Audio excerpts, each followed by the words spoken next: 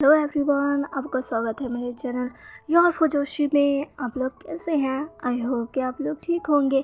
तो चलिए हम अपनी स्टोरी की स्टार्टिंग करते हैं। लास्ट पार्ट में हमने देखा था कि विंग और वांग जी के बीच बहुत कुछ हो गया था, जिससे लैंजन और विंग काफ़ी ज़्यादा परेशान होते हैं। उन दोनों को ही लगता है ये सब जोनथन ने किया है। पर जब वांग जी विंग को लेकर बाहर निकलता है और एक कमरे से आती हुई आवाज़ को सुनता है, तब वो सब कुछ जान जाता है कि ये सब टीचर मैम है और उनकी दोस्त रोजे ने किया है, जिस पर वांग जी को बहुत गुस्सा आता है। पर वो उस वक्त कुछ नहीं करता और विंग को लेकर उसके घर छोड़ने के लिए जाने लगता है। अब आगे वांग जी कहता है, पर क्या तुम चलने में सक्षम हो? अगर नहीं हो तो मैं तुम्हें तुम्हारे घर छोड़ देता हूँ। विंग कहता है, ऐसा नहीं है सर, मैं अब ठीक हूँ, मुझे अब कोई दर्द नहीं हो रहा। शायद मेडिसिन ने अपना असर दिखा दिया है, आप मुझे यहीं छोड़ दीजिए। विंग की ये बात सुनकर लैंजन अपनी कार को वहीं पर रोक देता है। विंग तुरंत ही कार रुकने पर कार से उतर जाता है।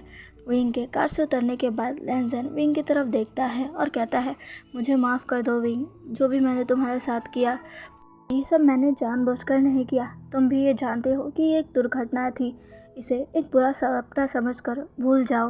लैंजन की बात सुनकर विंग लैंजन से कहता है, सर आप चिंता मत करिए, मैं इस दुर्घटना को एक बुरा सपना समझकर भूल जाऊंगा। आप कुछ भी बुरा मत सोचिए। ऐसा कहकर विंग वहाँ से धीरे धीरे जाने लगता है। लैंजन विंग को जाते हुए देख रहा था। उसे समझ नहीं आ रहा था कि उसे ये क्यों पसंद नहीं है, पर फिर भी वो कुछ भी नहीं कर सकता है। विंग वहाँ से चला जाता है। विंग जब अपने घर पहुँचता है तो वो डोर पर नॉक करता है। तुरंत ही कोई डोर ओपन करता है और डोर ओपन कर जब वो विंग को देखता है तो वो तुरंत ही विंग के गालों पर एक ज़ोरदार स्लैप कर देता है, जिससे विंग लड़खड़ा कर गिरने ही वाला था, लेकिन वो खुद को संभाल लेता है और उस पर्सन को देखकर कहता है, आंट। तभी उसे एक और स्लैप पड़ जाता है। वो औरत गुस्से में विंग की तरफ देखती है और कहती है, मैंने तुमसे कितनी बार कहा है मुझे आंट मत कहो, मैडम कहो। और तुम सारी रात कहाँ थे? हम तुम्हारे बाप के नौकर हैं जो सारी रात जगकर तुम्हारा इंतज़ार करते रहे, और तुम्हें पता है नाश्ता अभी तक तैयार नहीं हुआ है। विंग घबराते हुए कहता है, कल कॉलेज में फंक्शन था, इसलिए घर आते हुए रात हो गई, इसलिए मैं लिली के घर रुका हुआ था। मैं अभी आप लोगों के लिए नाश्ता तैयार कर देता हूँ। इतना कहकर विंग सीधा अंदर आकर किचन में चला जाता है और सभी लोगों के लिए नाश्ता बनाना शुरू कर देता है। उसे नाश्ता बनाने में काफ़ी परेशानी हो रही थी, क्योंकि उसे अभी भी हल्का दर्द महसूस हो रहा था। सबका नाश्ता बना लेने के बाद विंग सीधा अपने कमरे में आराम करने के लिए चला जाता है। लेकिन कुछ ही देर बाद वहाँ मैडम यू आ जाती है और कहती है, तुम यहाँ आराम करने बैठे हो? घर का बाकी काम कौन करेगा? और तुमने मुझे इस महीने का किराया भी नहीं दिया। विंग बड़ी मुश्किल से खड़ा होता है और कहता है, मुझे माफ़ कर दो मैडम, मैं अभी सब घर का सब काम कर लूँगा और कुछ दिनों में आपका किराया भी आपको दे दूँगा। इतना कहकर विंग कमरे से बाहर चला जाता है और घर का सारा काम करने लगता है। उसे काम करने में दिक्कत हो रही थी, क्योंकि उसके शरीर में दर्द फिर से शुरू हो गया था। कुछ देर बाद विंग घर का सारा काम ख़त्म करके मैडम यू के पास चला जाता है और मैडम यू के पास जाकर कहता है, मैडम घर का सारा काम ख़त्म हो चुका है, तो क्या अब मैं कॉलेज जा सकता हूँ? आज विंग के कॉलेज की छुट्टी थी, लेकिन फिर भी विंग मैडम यू से झूठ बोलता है, क्योंकि वो जानता है कि अगर वो घर रहा तो मैडम यू उसे कोई ना कोई काम करवाती ही रहेगी, जिसके कारण वो आराम बिल्कुल भी नहीं कर पाएगा। इसलिए वो अपनी दोस्त लिली के घर जाने का सोचता है, थोड़ी देर के लिए उसके घर आराम करने के लिए। मैडम यू से परमिशन लेने के बाद विंग अपना कॉलेज बैग लेकर सीधा घर से बाहर आ जाता है और लिली के घर की तरफ निकल जाता है।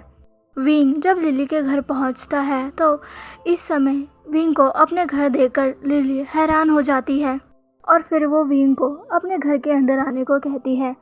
जैसे ही विंग लिली के घर के अंदर आता है, लिली विंग को देखती है उसके चेहरे पर अभी भी उंगलियों के निशान साफ साफ दिखाई दे रहे थे। वो जल्दी से विंग के गालों पर अपना हाथ रखती है और कहती है, उस औरत ने फिर से तुम पर हाथ उठाया है ना। लेकिन तभी लिली नोटिस करती है कि विंग का चेहरा थोड़ा गर्म है। वो अपना हाथ विंग के माथे पर ले जाती है और वो विंग को चेक करती है। वो विंग की तरफ देखती है और कहती है, तुम्हें तो बहुत तेज़ बुखार है। तभी विंग लिली से कहता है, लिली मेरी तबीयत ठीक नहीं है, क्या मैं कुछ देर तुम्हारे घर पर आराम कर सकता हूँ। अगर मैं घर रहा तो मैडम यूँ मुझे कुछ ना कुछ काम बताती रहेगी। आज कॉलेज नहीं है, लेकिन फिर भी मैंने उनसे झूठ कहा कि आज कॉलेज है। जब तक कॉलेज का समय है मैं तुम्हारे घर पर हर आराम करना चाहता हूँ। विंग की बात सुनकर लिली जल्दी से विंग को अपने कमरे में ले गई और उसे बिस्तर पर लेटा दिया। वो विंग को बिस्तर पर लेटाती है और कहती है, तुम यहीं आराम करो, मैं अभी तुम्हारे लिए दवाई लेकर आती हूँ। और वो विंग से पूछती है, क्या तुमने कुछ खाया है। विंग कुछ बोलने ही वाला था, लेकिन लिली बीच में बोलते हुए कहती है, मैं तुमसे कैसा सवाल पूछ रही हूँ। मैं उस औरत को अच्छे से जानती हूँ। मुझे पता है उसने तुम्हें सुबह से कुछ खाने को नहीं दिया होगा और घर पर भी सारा काम तुमसे ही करवाया होगा। तुम यही आराम करो, मैं तुम्हारे लिए दवा और कुछ खाने को लेकर आती हूँ। इतना कहकर लिली अपने कमरे से बाहर आ जाती है। लिली के जाने के बाद विंग अपनी आंखें बंद कर सोने की कोशिश करने लगता है, लेकिन जैसे ही वो अपनी आंखें बंद करता है, रात की कुछ झलकियाँ उसके आंखों के सामने आने लगती है। उसने देखा कि कैसे वो प्रिंसिपल लहजन के साथ इंटीमेट हो रहा था। यह देखकर वो बहुत तेज़ी से बेड से उठकर बैठ जाता है और कांपने लगता है। तभी वहाँ कमरे में लिली आ जाती है।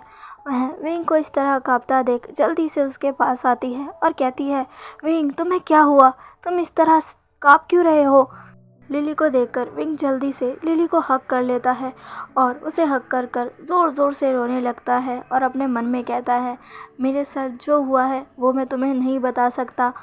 लिली उसको शांत करवाने की कोशिश करती है और कहती है, विंग पहले तुम कुछ खा लो और दवाई ले लो और आराम करो।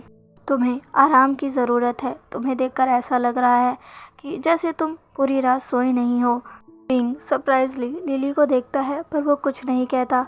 वह सिर्फ लिली से कहता है कि मुझे भूख लगी है, मुझे खाने को दो। लिली विंग को खाने को देती है। विंग जल्दी से खाना खाने लगता है। वो जल्दी खाता है और खाना ख़त्म कर देता है। खाना ख़त्म करने के बाद वो फिर लिली की तरफ देखता है और कहता है, अब मुझे दवाई की ज़रूरत है, मैं दवा लेना चाहता हूँ और कुछ देर आराम करना चाहता हूँ।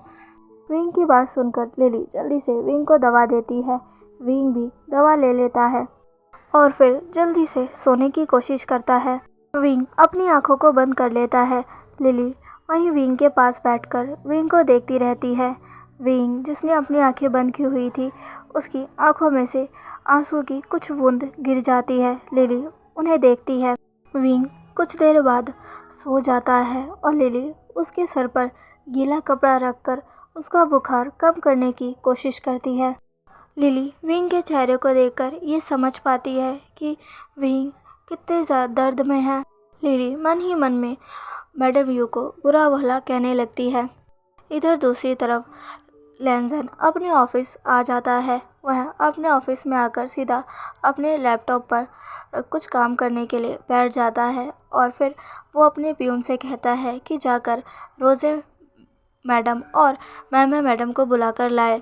चपरासी तुरंत ही लैंजन की बात मानकर रोज़े मैडम और मैडम को बुलाने चला जाता है। वो उनके पास जाकर कहता है कि उन्हें प्रिंसिपल लैंजन ने बुलाया है। जब मैम ये सुनती है कि लैंजन ने उसे अपने ऑफिस बुलाया है, तो वो बहुत ज़्यादा खुश हो जाती है और खुशी खुशी अपनी दोस्त रोज़े के साथ लैंजन के ऑफिस की तरफ बढ़ जाती है। मैम और रोज़े जब प्रिंसिपल लैंजन के ऑफिस में आते हैं, वो तुरंत ही ऑफिस के अंदर आकर प्रिंसिपल लैंजन को गुड मॉर्निंग विश करते हैं। लैंजन आज पहली बार उन दोनों की तरफ देखता है और उन्हें बैठने को कहता है। मैम ये देखकर बहुत खुश हो जाती है, क्योंकि आज पहली बार प्रिंसिपल लैंजन ने उसकी तरफ देखा था, जिससे मैम बहुत ही ज़्यादा खुश थी। लैंजन फिर से उन दोनों की तरफ देखता है और दोनों को एक एक लिफाफा दे देता है। दोनों ही लिफाफे को ले लेती है। मैम सरप्राइजली लैंजन को देखती है और फिर पूछती है, सर ये क्या है? मैम की बात सुनकर अब लैंजन गुस्से से उन दोनों को देखता है और कहता है, मैं तुम दोनों को इस कॉलेज से बाहर भेज रहा हूँ। ये टर्मिनेशन लेटर है। जब मैम और रोज़े ये बात सुनते हैं तो वो दोनों ही अपनी जगह से खड़े हो जाते हैं और सरप्राइजली लैंजन की तरफ देखने लगते हैं। मैम लैंजन से पूछती है, सर आप हमें नौकरी से क्यों निकाल रहे हैं? मैम घबरा कर लैंजन की तरफ देखती है और कहती है, सर हमने ऐसा क्या किया है जिसके कारण आप हमसे नाराज़ हो रहे हो और हमें कॉलेज से बाहर निकाल रहे हो? मैम की बात सुनकर लैंजन गुस्से में मैम को कहता है, तुम्हारी हिम्मत कैसे हुई मुझे ड्रग्स देने की? क्या तुम्हें लगता था कि मुझे कुछ पता नहीं चलेगा? मैं कुछ नहीं जानूंगा। मुझे ड्रग्स क्यों दिया तुमने? लैंजन की ये बात सुनकर मैम घबरा जाती है और घबराते हुए कहती है, सर आपको कोई गलत फहमी हुई है। हमने ऐसा कुछ भी नहीं किया है। मैम की बात सुनकर लैंजन गुस्से में मैम की तरफ देखता है और कहता है, मेरे पास कल रात का सीसीटीवी फुटेज है। अगर तुम कहो तो मैं ये पुलिस ऑफिसर को सौंप दूँ, फिर वो तुमसे जब पूछताछ करेगी तो तुम तब तो कुछ कहोगी। लैंजन की बात सुनकर मैम लैंजन को देखती है और लैंजन को देखते हुए रोने लगती है। लैंजन उन दोनों को देखता है और कहता है, इससे पहले मैं अपना माइंड चेंज कर लूँ और तुम दोनों को पुलिस के हवाले कर दो, तुम दोनों इस कॉलेज से निकल जाओ, छोड़ो इसे। ऐसा कहकर लैंजन अपने ऑफिस से बाहर चला जाता है। जब लैंजन अपना गुस्सा शांत कर लेता है तो वो अपने ऑफिस में वापस आ जाता है। अपने ऑफिस में आकर वो सीधा अपनी चेयर पर बैठ जाता है, लेकिन उसे ये पसंद नहीं आता और वो सीधा अपनी चेयर से उठ जाता है और अपने कमरे की तरफ बढ़ जाता है। कमरे में जाकर उसे फिर से वह चीज़ें याद आने लगती हैं और जब वो अपनी आंखें बंद करता है तो वही नज़ारा उसकी आंखों के सामने आ जाता है कि वो कितनी बेरहमी के साथ विंग के साथ इंटीमेट हो रहा था। लैंजन जल्दी से अपनी आंखों को खोलता है। उसकी आंखों से आंसू बहने लगते हैं। उसे बहुत तेज़ गुस्सा आता है और गुस्से में वो अपने कमरे की सारी चीज़ों को तोड़ने लगता है। गुस्से में लैंजन खुद से ही बातें करने लगता है और कहता है, मैं उसके साथ ऐसा कैसे कर सकता हूँ? मैं एक लड़के के साथ ऐसा कैसे कर सकता हूँ? वो मेरे बेटे से भी छोटा है। मैंने उसकी ज़िंदगी बर्बाद कर दी। उसे कितना दर्द हो रहा होगा जब मैं उसके साथ वो सब कर रहा होगा। इतना कहकर वो फिर से गुस्से में कमरे की चीज़ों को इधर उधर फेंक रहा था, लेकिन अचानक से उसके हाथों में एक कपड़ा आ जाता है। वह गुस्से में उस कपड़े को भी फेंकने जाता है, लेकिन अचानक ही वो रुक जाता है। लैंजन ने उस कपड़े को देखा और पाया कि कपड़े कई जगह से फटे हुए थे। लैंजन उस कपड़े को अपने हाथ में लेकर कहता है, मुझे माफ़ कर दो, मैंने तुम्हारे साथ ये सब जानबूझकर नहीं किया। तुम्हें लग रहा होगा कि मैं बदनामी के डर से तुम्हें चुप रहने को कह रहा हूँ, लेकिन ये सही नहीं है। मैं तुम्हें चुप रहने को कह रहा था ताकि तुम्हारी ज़िंदगी बर्बाद होने से बच जाए। तुम एक लड़के हो, अगर लोगों को पता चला कि तुम किसी मैन के साथ इंटीमेट हो चुके हो तो लोगों का नज़रिया तुम्हारे प्रति बदल जाएगा। वो तुम्हें अलग नज़रों से देखने लगेंगे। मुझे माफ़ कर दो वी, मैं जानता हूँ तुम अभी बहुत बेचैन हो और बहुत दर्द में हो। ऐसा कहते हुए लैंजन उन कपड़ों को डस्टबिन में फेंकने जाता है, लेकिन तभी वो अचानक से रुक जाता है। वो उस कपड़े को अपने पास लेकर आता है और उससे अपना चेहरा ढक लेता है। वो उस कपड़े से आती हुई स्मेल को स्मेल करने लगता है। उन कपड़ों से विंग के परफ्यूम की स्मेल आ रही थी और पता नहीं क्यों लैंजन को ये स्मेल बहुत अच्छी लग रही थी। लैंजन उन कपड़ों को सावधानी से अपनी अलमारी में रख देता है। पता नहीं क्यों, पर लैंजन को ऐसा लगा कि जैसे ही उसने विंग की खुशबू को महसूस किया, उसका गुस्सा अपने आप ही शांत हो गया। फिर लैंजन पूरे कमरे को देखता है। लैंजन कमरे को बहुत बुरी हालत में छोड़कर गया था। लैंजन खुद ही अपने कमरे की सफाई करने लगता है। लैंजन जब अपने कमरे की सफाई कर रहा था तो अचानक से उसके हाथ में एक लॉकेट आ जाता है। लैंजन उस लॉकेट को लेता है और उस लॉकेट को देखते हुए सोचता है शायद ये विंग का होगा। विंग जब कॉलेज आएगा तो मैं इस लॉकेट को उसको वापस दे दूंगा। ऐसा कहते हुए लैंजन सावधानी से उस लॉकेट को भी अपनी अलमीरा में रख देता है। उसके बाद लैंजन आकर अपने बिस्तर पर लेट जाता है। वह बहुत ज़्यादा थक गया था, इसलिए वो अपनी आंखें बंद कर लेता है। लेकिन जैसे ही लैंजन अपनी आंखों को बंद करता है उसके सामने विंग का चेहरा दिखाई देने लगता है। लैंजन जल्दी से अपनी आंखें खोलता है और बिस्तर पर उठकर बैठ जाता है और सोचता है मेरे साथ ये सब क्या हो रहा है। उसका चेहरा बार बार मेरे सामने क्यों दिखाई दे रहा है। ऐसा कहते हुए लैंजन फिर से सोने की कोशिश करता है और इस बार फाइनली वो सो भी जाता है। शाम के 5 बजे विंग ने अपनी आंखें खोली और देखा कि लिली उसके सामने खड़ी है और मुस्कुरा रही है। लिली विंग को देखकर कहती है अब तुम्हें कैसा महसूस हो रहा है, क्या तुम अब ठीक हो। विंग लिली को देखता है और मुस्कुराते हुए कहता है अब मैं ठीक महसूस कर रहा हूँ, शायद अब मेरा बुखार भी उतर चुका है। तभी लिली तुरंत ही विंग के सामने चाय और कुछ स्नैक्स रख देती है और उसे कहती है इसे खा लो और उसके बाद फिर से दवा ले लो ताकि बुखार फिर से वापस ना आए। विंग लिली से चाय नाश्ता लेता है। वो चाय नाश्ता करता है और फिर लिली की तरफ देखकर कहता है अब शायद मुझे घर जाना चाहिए वरना मैडम बहुत गुस्सा हो जाएंगी। लिली हाँ में अपना सिर हिलाती है और विंग से कहती है ठीक है, मैंने तुम्हारे बैग में दवा रख दी है, अगर रात को फिर से तुम्हें बुखार आया तो तुम दवा ले लेना और कुछ नाश्ता भी रख दिया है, नाश्ता भी कर लेना।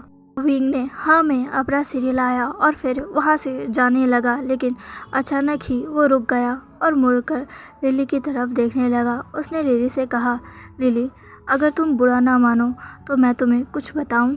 लिली ने वो विंग से कहा मुझे आज तक तुम्हारी किसी बात का बुरा नहीं लगा, क्या तुम्हें बुरा लगा, बताओ मुझे, तुम्हें मुझसे क्या कहना है। विंग लिली को बताने में झिझक रहा था। जब विंग काफ़ी देर तक कुछ भी नहीं कहता है तो लिली उसकी तरफ देखती है और फिर उसके पास जाकर उससे कहती है तुम बिना किसी झिझक के मुझे सब कुछ बता सकते हो। विंग ने हेजिटेट होकर कहा लिली क्या तुम मुझे कुछ पैसे उधार दे सकती हो, मैं तुम्हें अगले महीने लौटा दूंगा। विंग की बात सुनकर लिली कहती है तुम बस इतनी चीज़ के लिए झिझक रहे थे, मुझे बताओ तुम्हें कितने पैसे चाहिए और मैं तुम्हें दे दूंगी। विंग ने कहा मुझे ज़्यादा नहीं चाहिए, सिर्फ 2000 युआन। लिली जल्दी से अपने पर्स में से 2000 युआन निकालकर विंग को देती है और कहती है इसे वापस लौटाने की सोचना भी मत। विंग कहता है पर लिली विंग से कहती है विंग मैं तुम्हारी मजबूरी समझती हूँ, मुझे पता है वो कैसी औरत है, उसने तुमसे किराए के पैसे मांगे होंगे जो इस वक्त तुम्हारे पास नहीं है। मुझे पता है इन कुछ महीनों में तुम अपनी पढ़ाई पर ज़्यादा ध्यान दे रहे हो, इसलिए तुम कुछ पार्ट टाइम जॉब कर रहे हो, अभी नौकरी नहीं कर पा रहे हो। विंग फिर से लिली को गले से लगाता है और कहता है मुझे अभी तक समझ नहीं आया कि अगर तुम नहीं होती तो मैं क्या करता। ऐसा कहकर विंग वहाँ से जाने लगता है। लिली उसे जाता हुआ देखती है और फिर दुखी हो जाती है। मुझे नहीं पता तुम कब तक ये अत्याचार सहते रहोगे विंग, अगर मेरी चली तो मैं उस औरत को गोली मार दूंगी। इधर विंग जब अपने घर पहुंचता है तो मैडम यू उसे गुस्से से देखती है और कहती है तुम 1 घंटा लेट हो गए हो, तुम अब तक कहाँ थे, तुम्हें पता है अभी तक डिनर भी तैयार नहीं हुआ है, आज मेरी बेटी जल्दी घर आ रही है, जाओ अंदर जाकर उसके लिए कुछ अच्छा सा बनाओ। मैडम यू की यह बात सुनकर विंग जल्दी से किचन के अंदर जाता है और खाना बनाना शुरू कर देता है। विंग खाना बना रहा था तभी अचानक से उसे पीछे से एक मीठी सी आवाज़ सुनाई देती है। इस आवाज़ को सुनकर विंग के चेहरे पर मुस्कुराहट आ जाती है। वो जल्दी से पीछे मुड़कर देखता है और पाता है कि उसकी जेजे वहीं दरवाजे के पास खड़ी है। अपनी जेजे को देखकर विंग जल्दी से अपनी जेजे के पास भाग कर जाता है और उन्हें गले से लगा लेता है। यानली विंग से कहती है आशियन तुम कैसे हो, मुझे तुम्हारी बहुत याद आ रही थी, इसीलिए मैं तुमसे मिलने यहाँ आई हूँ। विंग मुस्कुराते हुए अपनी जेजे से कहता है, मैं ठीक हूँ जेजे, आप कैसी हैं? यानली कहती है, मैं ठीक हूँ, लेकिन तुम यहाँ क्या कर रहे हो? विंग कुछ कहने ही वाला था, लेकिन वह चुप हो गया। यानली विंग को चुप देखती है और समझ जाती है कि उसकी माँ ने फिर से विंग को खाना बनाने को कहा होगा, इसलिए विंग खाना बना रहा है। फिर वो विंग को देखती है और कहती है, माँ अभी भी नहीं बदली, चलो ये सब छोड़ो और मेरे साथ आओ, मुझे तुमसे बहुत सारी बातें करनी हैं। चलो तुम्हारे कमरे में चलते हैं और बातें करते हैं। यानली उसे ले जाने ही लगती है, लेकिन विंग उसे रोकता और कहता है, नहीं जेजे, अभी भी थोड़ा काम बाकी है, मैं इसे ख़त्म कर लेता हूँ, फिर हम दोनों बात करते हैं, वरना वो मुझे फिर से डांटेंगी। आपको पता है ना, मैडम यू मुझे डांटेंगी। यानली विंग को देखती है और कहती है, ठीक है, तुम्हारा क्या काम बाकी है बताओ, मैं भी तुम्हारी मदद करूँगी और काम जल्दी ख़त्म हो जाएगा। ऐसा कहकर यानली विंग की मदद करने लगती है। दोनों जल्दी जल्दी मिलकर सारा काम निपटाते हैं और फिर यानली विंग को अपने रूम में ले जाती है और विंग से ढेर सारी बातें करने लगती है। विंग भी मुस्कुराते हुए उसकी सारी बातें सुन रहा था। यानली बिस्तर पर बैठ जाती है। विंग भी यानली बैठकर यानली के गोद में अपना सर रख देता है। यानली धीरे धीरे उसके सर को सहलाने लगती है। अचानक से विंग के आंखों से आंसू बहने लगते हैं। विंग के आंखों में आंसू देखकर यानली विंग से पूछती है, विंग तुम्हें क्या हुआ?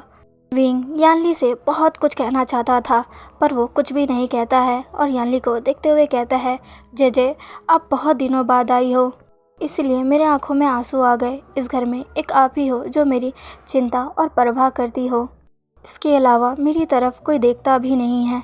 आप हमेशा ही मुझे एक माँ की तरह ख्याल रखती हो। विंग की बातें सुनकर यानली की आंखों में भी आंसू आ जाते हैं और वो विंग की तरफ देखती है और कहती है, मैंने भी कभी भी तुम्हें अपना भाई नहीं माना, मैंने हमेशा ही तुम्हें अपना बेटा ही माना है। फिर दोनों ही इधर उधर की बातें करने लगते हैं। कुछ देर बाद मैडम यू यानली को आवाज़ लगाती है। यानली को जब मैडम यू की आवाज़ सुनाई देती है, वो विंग से कहती है, तुम यहीं आराम करो, मैं अभी जाकर देखती हूँ कि माँ को मुझसे क्या काम है। अब हमें नेक्स्ट डे का सीन दिखाया जाता है, जहाँ पर वांग जी की आंखें उसके फ़ोन की आवाज़ से खुलती है। वांग जी उठता है और अपनी फ़ोन की तरफ देखता है तो उसके ब्रदर ने उसे ढेर सारे कॉल किए थे और वांग जी ने उनमें से एक भी कॉल पिक नहीं किया था। वांग जी जल्दी से कॉल पिक करता है और वांग जी का भाई कहता है, वांग जी तुम कहाँ हो? तुम 2-3 दिन से हमें फ़ोन क्यों नहीं कर रहे हो? और जब मैं तुम्हें फ़ोन कर रहा हूँ तो तुम मेरा कॉल उठा क्यों नहीं रहे हो? तुम्हें पता भी है अंकल तुम्हारी कितनी चिंता कर रहे हैं? अपने भाई की बात सुनकर वांग जी कहता है, भाई मैं अभी कॉलेज में हूँ, क्या आपको पता है परसों कॉलेज में फंक्शन था और कल मुझे कुछ ज़रूरी काम था, जिसके कारण मैं घर नहीं आ सका। मैं वादा करता हूँ कि मैं आज शाम को घर ज़रूर आऊँगा। वांग जी की बात सुनकर लैंसचन कहता है, वांग जी क्या तुम ठीक हो? मुझे ऐसा क्यों लग रहा है कि तुम ठीक नहीं हो। अपने भाई की बात सुनकर वांग जी कहता है, नहीं भाई मैं ठीक हूँ, आप बेकार में ही मेरी चिंता कर रहे हो। तो चलिए गाइस, आज के लिए बस इतना ही। आज का पार्ट आपको कैसा लगा प्लीज़ प्लीज़ प्लीज़ मुझे कमेंट करके ज़रूर बताइएगा और प्लीज़ मेरे चैनल को लाइक, सब्सक्राइब एंड शेयर कर दीजिएगा। मिलते हैं इसके नेक्स्ट पार्ट में, बाय।